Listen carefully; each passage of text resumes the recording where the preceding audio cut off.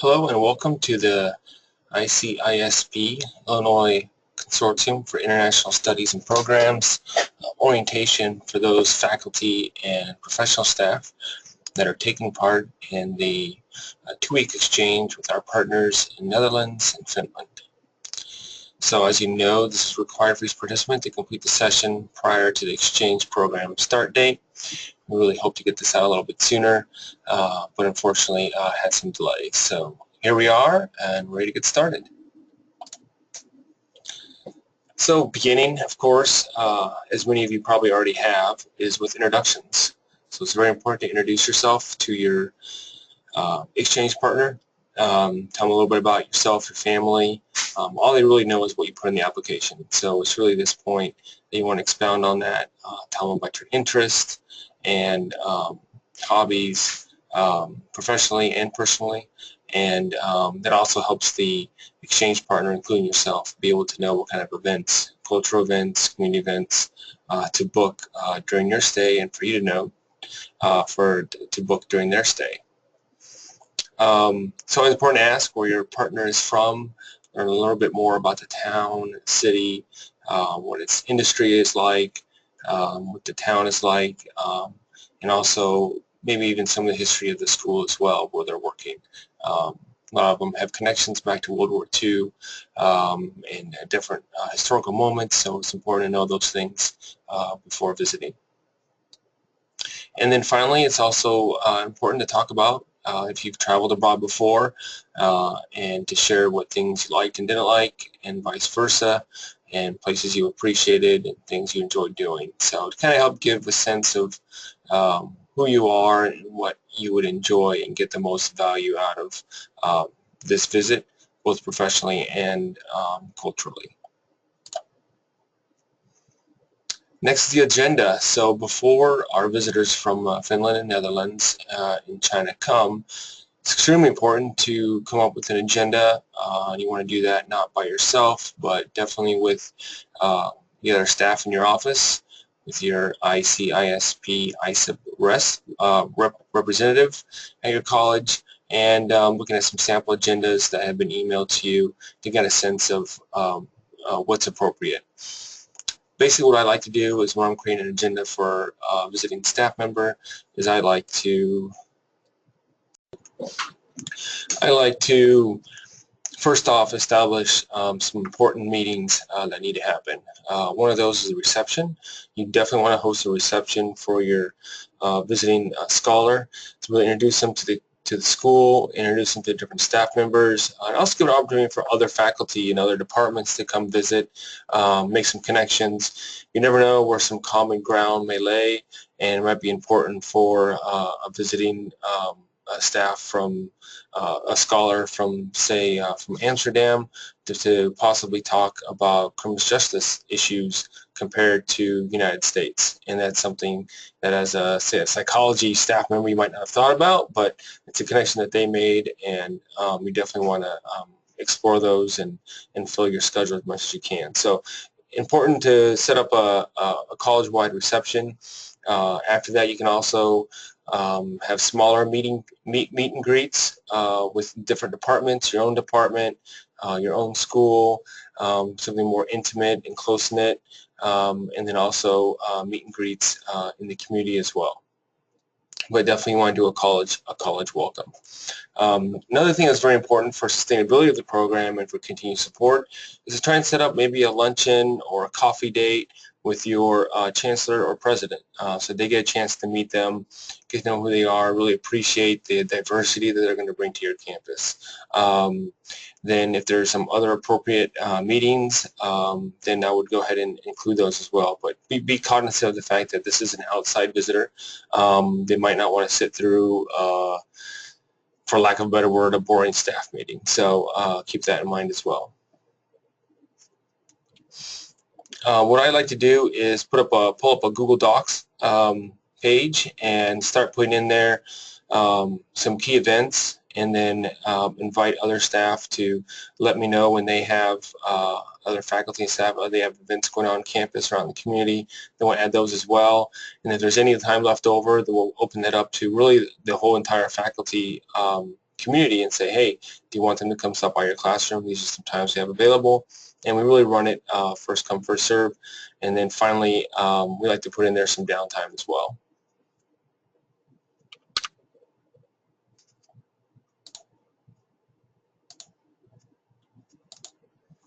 So before the visit, the home front, describing the accommodations of the room, of your house. Definitely has to be a private room.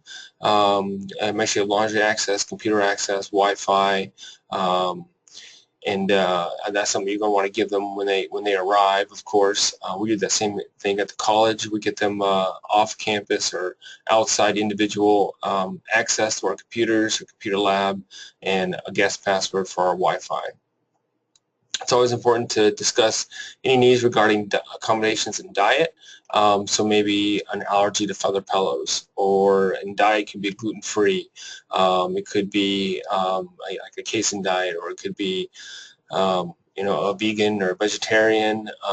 So those are some important things to keep in mind. It doesn't take much to do a gluten-free diet, for example, but it does take a little bit of effort and some pre-planning. So the earlier you know, the better. And always suggest clothing appropriate for the weather and for your workplace. So what's the appropriate dress? If you have them, for example, planning to go to a board meeting, make sure they have a jacket with them, a jacket and a tie. The dress code in Europe is a lot more lax than it is in the United States. A lot of jeans, very few ties. I did see a lot of jeans and blazer jackets when I visited. And so if that's the kind of dress code for your school, that's great.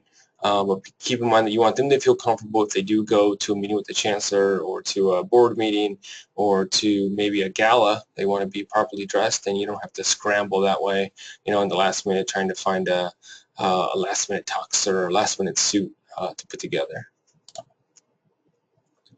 It's always nice also to pass along any maps, guidebooks, visitors guides. It can even be websites that they can link to for, say, visit Kokomo, or visit Lafayette, or visit Fort Wayne, or visit Champaign-Urbana.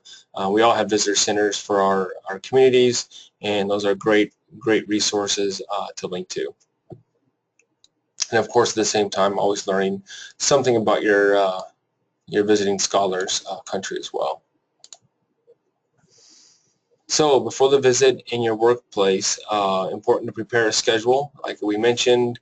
Like I said, the number one priority here is that it's a professional visit, so make sure that we are visiting classes, we are visiting classrooms, we are talking with students, we are talking to staff in their field to make sure that they're getting that professional connection and broadening their professional development while they're here.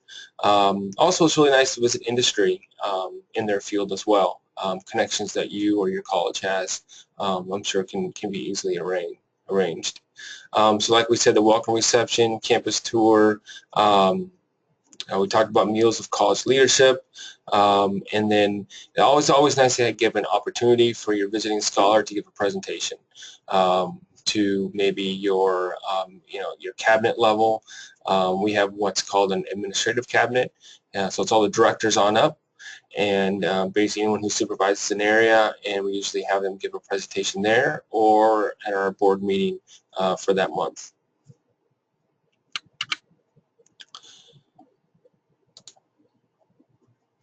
It's always nice to get feedback from other people on your institution that have hosted, because there's always things that have worked and things that have not worked, but we don't really know until we try them. So there's a lot of trial and error at each institution, and each institution is a little bit different.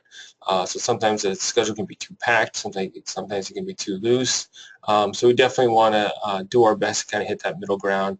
And a great way to do that is to speak with other faculty or staff in your school that have been participating in the partnership in the past. So like we said, besides visiting other businesses, visiting other schools as well, of course, depending on the academic area they're from, it might make more sense to visit maybe an elementary school rather than a high school. So that's going to be part of some of the question and answering or fact finding that you're going to do during this time period now before your visitor gets here.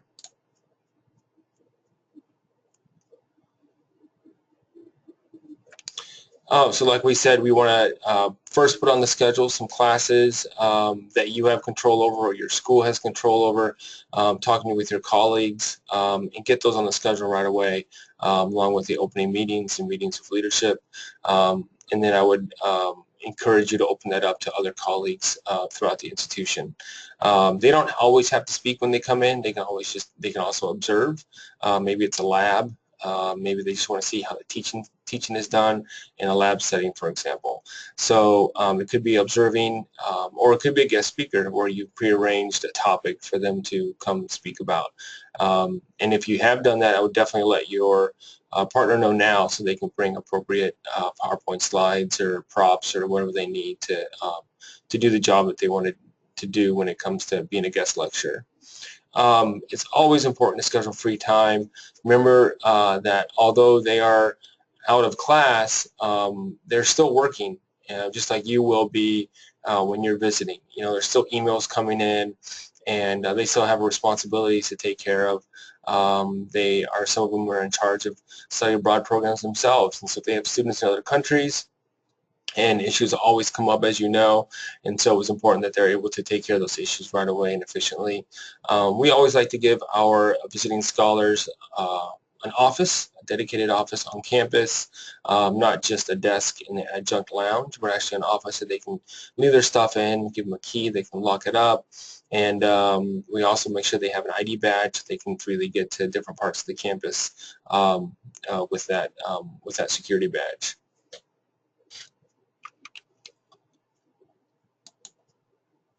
Along with downtime, know that you're not going to spend every minute of every day together because you kind of need some downtime too, believe it or not. So it's nice to be able to schedule for some of your other faculty members or colleagues to do stuff with them, take them to a meeting, or take them to see something in the community, maybe a tour of industry or something like that. So definitely don't feel bad using your whole community there at your college, your network of friends and colleagues to help you host. So we talked about the breaks. We talked about the fact they're also handling their workday as well. On the next slide, social events. So like I said, it's nice to give them kind of a sense of your life in your community, what your network is. Are you involved in Elks Lodge? Are you involved with Kiwanis? You know, are there some clubs you're involved in? Is there some volunteer work you'd like to do? It's good for them to express their interest in what they want to do, but also for them to experience what your life is like too. So don't feel bad including your family, friends, or neighbors, you know, in those activities that you have scheduled with them. One of the questions that's very popular is, am I responsible for taking them out to eat? So the question there is, you're responsible for food, for room and board, so a room over their head, or a roof over their heads, and then 3 meals a day. Basically, you want to treat them the way you want to be treated when you're visiting. So if you do take a trip, for example, a weekend trip to Chicago, kind of set that in beforehand. Say, hey, you might want to bring a couple $100 for our trip to Chicago. And for gifts and souvenirs and things like that. So whether or not you pay for their meals out of restaurants that's really, it can go either way, and pretty much how you arrange that with them, it can be arranged the same way on the back side of when you go there. So you don't want to leave them hanging. You want to make sure they have the resources they need to take care of themselves, but at the same time you're also hosting as well, so it'd be good to set that in advance on where you're going and how expensive it may be.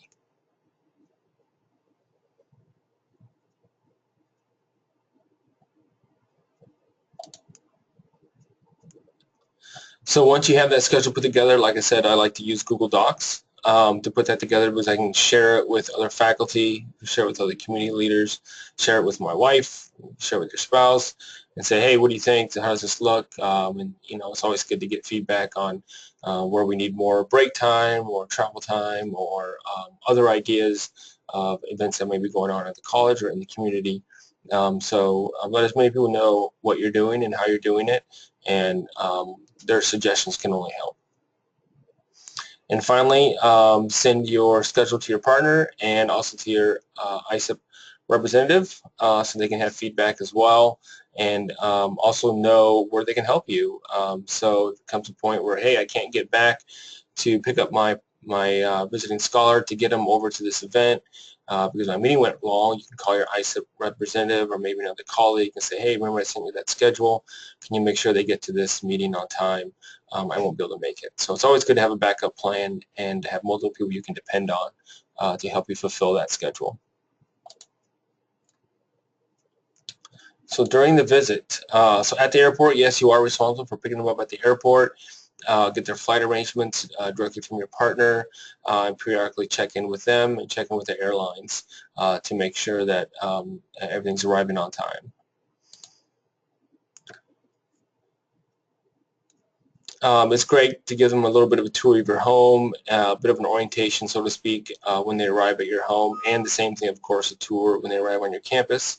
And it's nice to give them kind of an idea of when you go to bed and when you wake up, kind of give them some sense of what the routine is and kind of see how that fits well with their routine. Of course, eating and sleeping schedules may be off for a few days as they acclimate to the jet lag. And then make sure you have their emergency contact information for their family and their school as well, because you never know what might happen. For Wi-Fi, it's also always important to give them Wi-Fi access and discuss use of your maybe your family desktop, how the phone, or if they can use their cell phone. Get them as many Wi-Fi codes as you can. Sometimes they have them in downtown areas. Of course, you have one at work. Sometimes they have them in different locations, bus stops and stuff like that. So as much as you can help them depend on Wi-Fi, the better, because not everyone gets the international rate or international chip for their phones. And then, of course, there's free communication use through Skype, WhatsApp, uses Wi-Fi, Viber I've not heard of, Facebook Messenger, of course, and other similar services.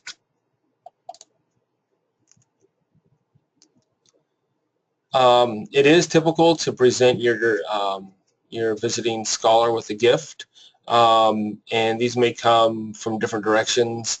You may have a gift, your chancellor may have a gift, your dean may have a gift, so just make sure that you have something, and then you may at least want to mention it to your supervisor and to your chancellor as well that we have them coming and it's customary for them to give gifts, so you don't want your chancellor to feel out in left field that he didn't think of having something ready.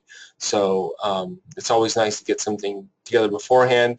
What we do at the college is we'll prepare a cross strap not duffel bag, but messenger bag with notebook, pens, post-it notes, just some basic office supplies to help get them settled, and the schedule.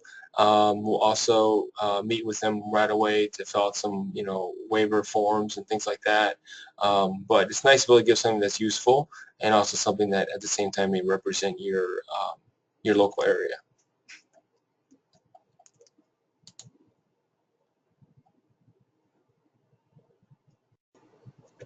So the visit. So it's always important to introduce your partner to college staff and faculty. As we said, the college open reception is a great way to be able to do that.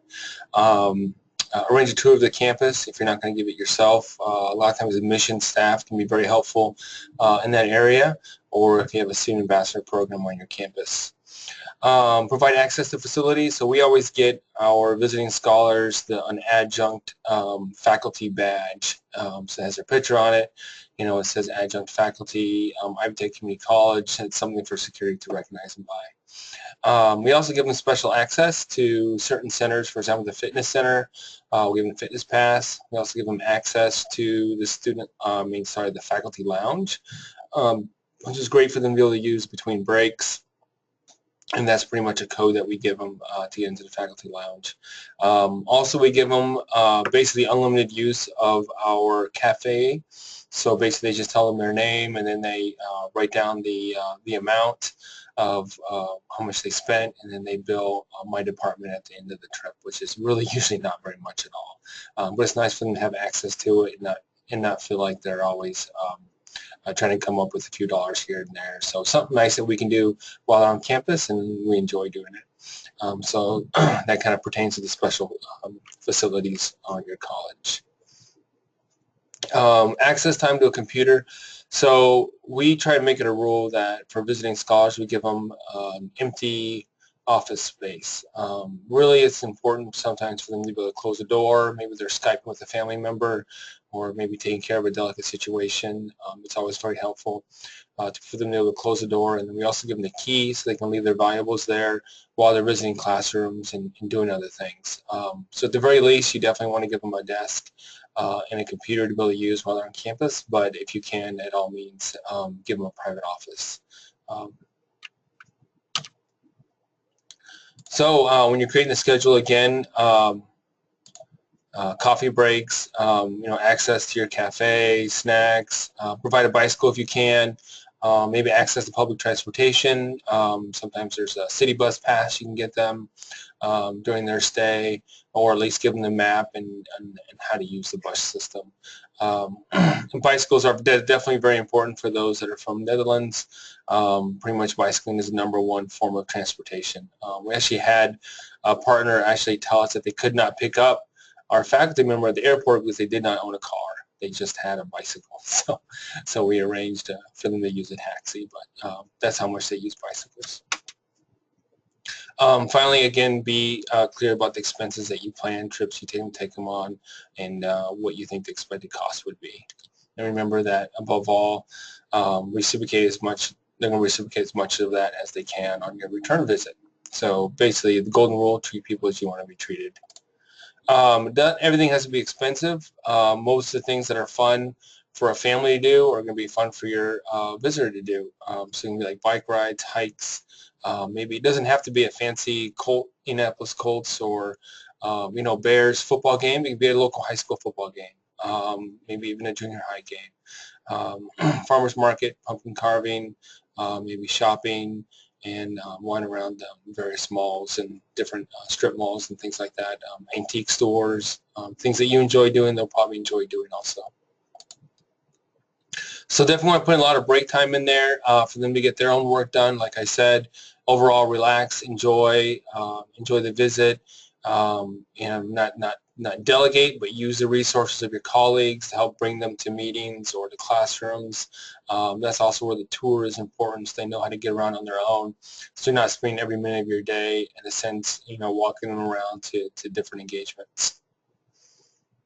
And if there's problems with the schedule, #1 thing is I'm going to tell you right now that they're not going to make it to every single classroom visit or every single meeting. So there needs to be some type of flexibility, and basically that's where it's important for you to also have a relationship with that faculty member and be able to say, oh, so-and-so is not going to make it. We just are running late, or maybe the secretary in your office can have a copy of the schedule and make those calls for you as the schedule changes. You're definitely not going to have the schedule stay the same as it is for an entire 2 weeks. There's definitely going to be some adjustments.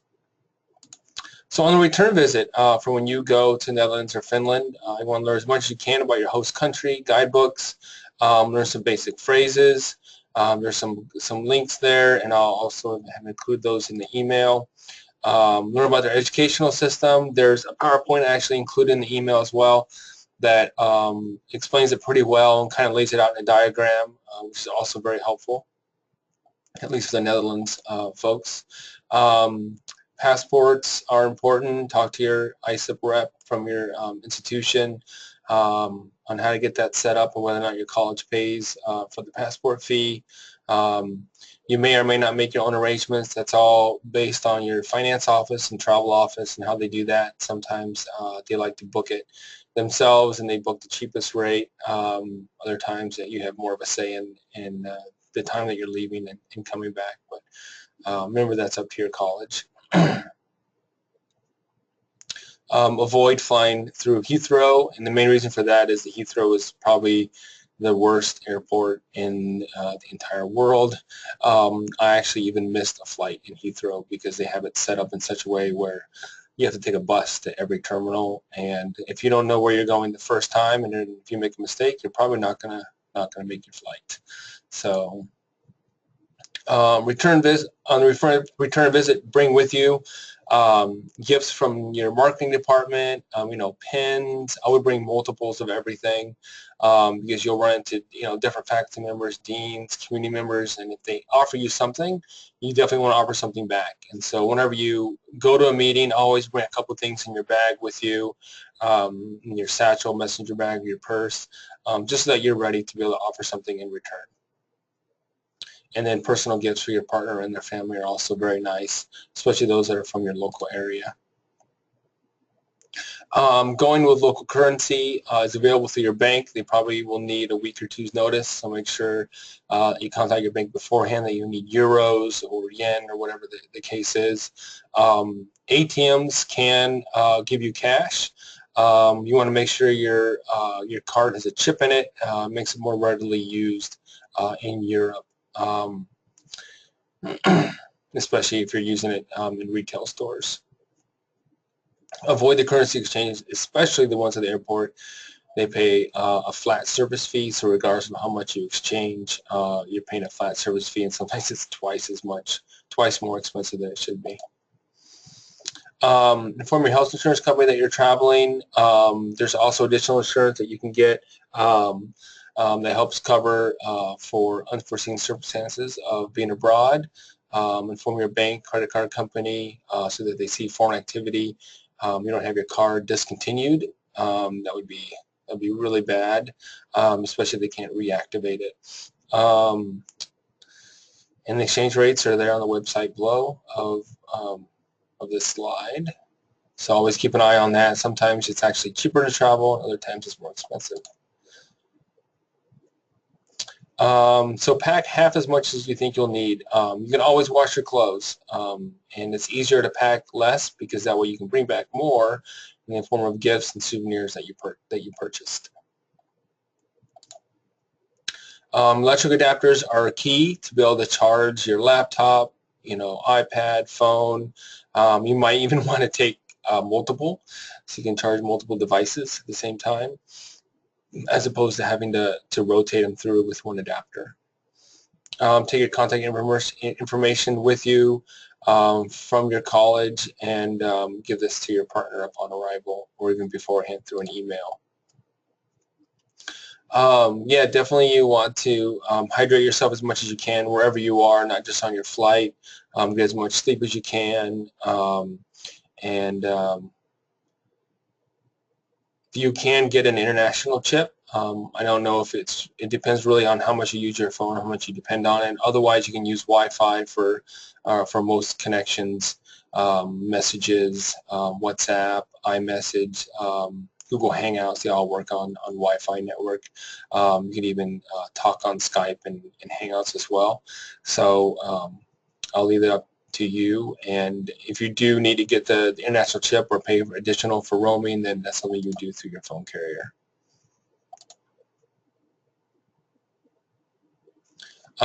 For the return visit, you know, just be open with your partner on things that you enjoy doing, things that you don't, maybe things you've already done before or you don't particularly care for, and of course, you know, on the day of, it's open to you know, it's open to discussion. The only thing you don't want to do is offend somebody, so you kind of have to gauge, you know, how interested they are in taking you to this experience. And you don't want to also ask for something that may be out of their reach, because that would make them feel bad for not being able to come through for you.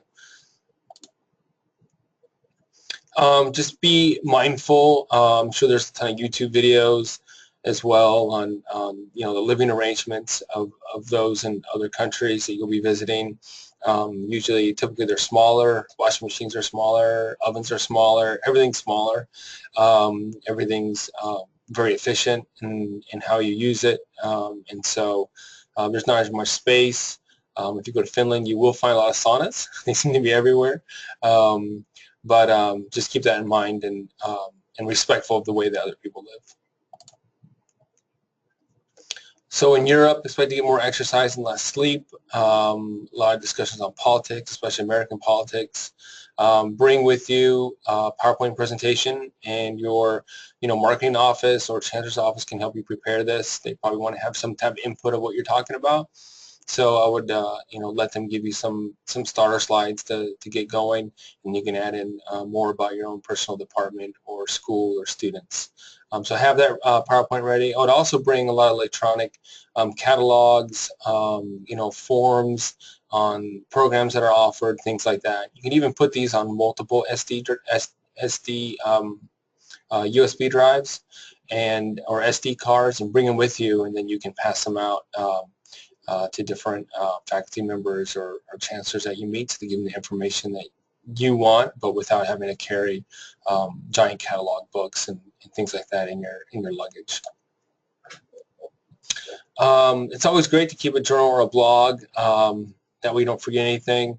One thing I always recommend is to download the Google Photos app to your phone and have it back up automatically. So every time that you take a picture, it's automatically on the cloud on your Google account, and you can get to it from anywhere. And you can even share that with anybody from back at the college or back at home, and they can kind of keep an eye on how things are going and how much fun you're having and people you're visiting with. Know what your college expects of you on your return visit. Most likely you'll be given a presentation. So again, take lots of pictures, take notes, especially how phrases or maybe brochures, you have the proper spellings, things of that nature that are going to help you with your presentation to your own faculty members, to your peers, maybe to your college, to make that experience even easier. And it's always nice to be able to give talks as well, not just your own faculty members, but also maybe in your community. Think about the Kiwanis Lions Club, talk about your journey and your experience. And that kind of concludes our presentation. So for questions, since this is a video, we did include a document, FAQ document with most popular asked questions and their answers. If there's anything else, you can always email me. Again, my name is Andrew Antonio. I'm the Executive Director for Diversity, Engagement, and International Programs for Ivy Tech Community College, Lafayette and Kokomo. My email address is aantonio@ivytech.edu. You can email Sangeeta or Karen Huber's information is also on your paperwork. And my number is 765-269-5241, and look forward to hearing from you.